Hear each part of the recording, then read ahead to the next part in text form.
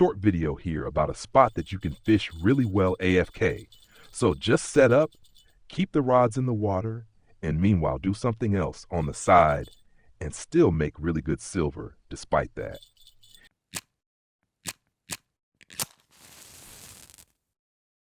And there goes the next fish in.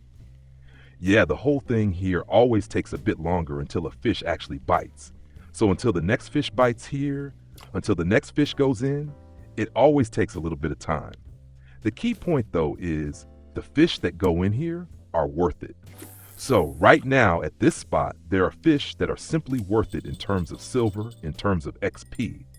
And accordingly, you can just nicely place the rods in here on the side with an absolutely simple setup.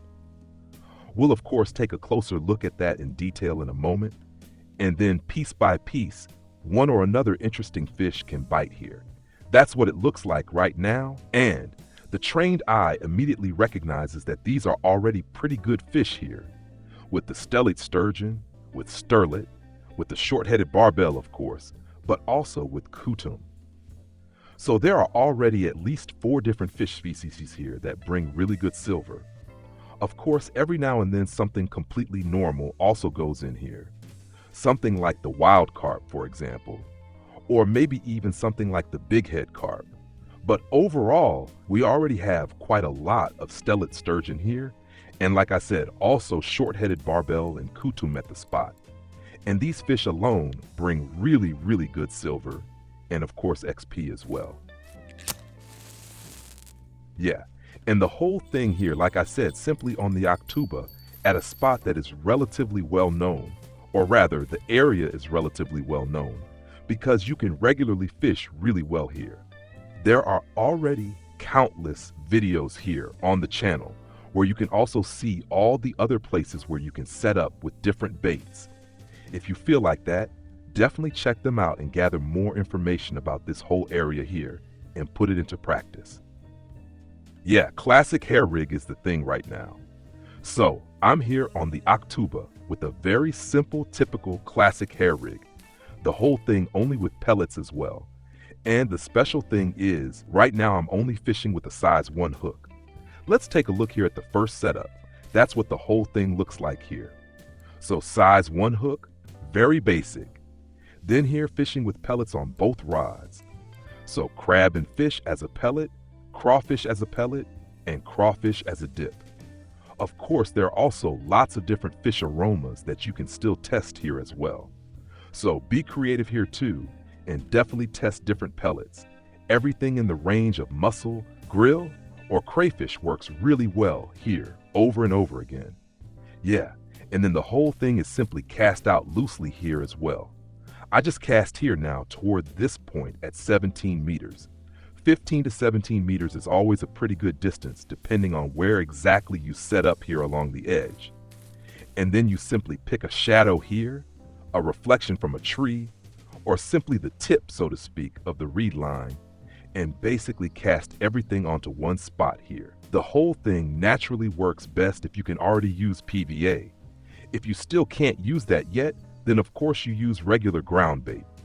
The whole thing completely without feed is naturally much worse. So if you still can't make feed yet, you can still test this spot here. In that case though, I'd maybe also simply use something like the Nightcrawler. That can also work really well here. And all of these fish here also like biting on Nightcrawler every now and then.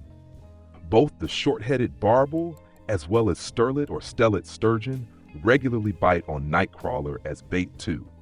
So you can absolutely set up here even with a mid-range setup.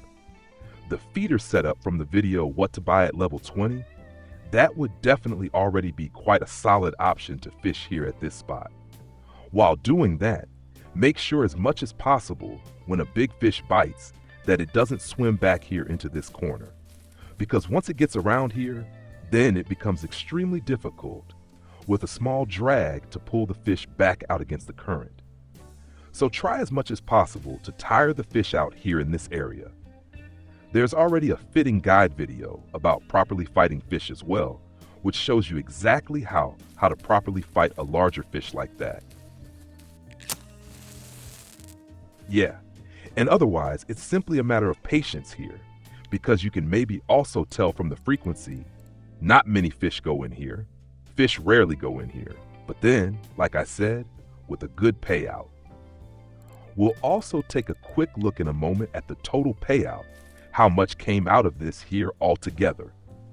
Of course, you can also get lucky and simply hit a phase during the morning or evening hours where you catch several fish one after another and make 300 to 400 silver in a short time from that alone.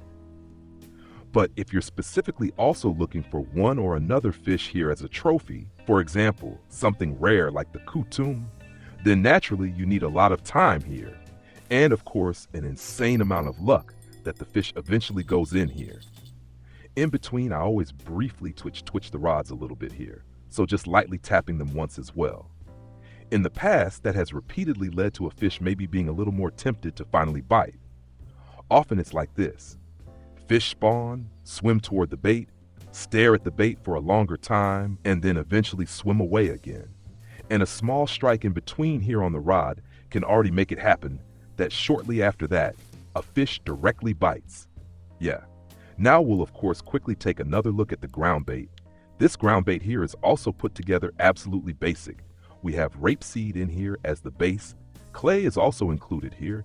That's always very good for example, barbel. Then there are also chopped worms in here. So you can also use the feed exactly as it is 1-to-1 together with Nightcrawler as bait. Freshwater Mussel is in here, grill is in here, and Crab and Mussel again as aroma. So these are the very typical classic aromas that repeatedly work really well here on the Akhtuba. Here they are again in the overview. So that's what the whole thing looks like then. Whether you use this as dry feed or in ball form doesn't matter at all. But the important thing is that you use feed here on the Akhtuba. Yeah, and then naturally much bigger fish can also go in here. If we look up here, the Stellate Sturgeon, for example, at over 10 kilograms, those really hit hard. So if you have a small setup here, then you definitely already have a bigger fight ahead of you. And the whole thing, even though it's only a size 1 hook. So on all rods here, like I said, I'm only fishing with a size 1 hook, and there goes another one in already. That's pretty good. So it actually didn't take that long, but here again now something a little smaller during midday. What do we have here? A very small Stellate Sturgeon. Well, look at that, only 1.7 kilograms, but I'm happy to take that too.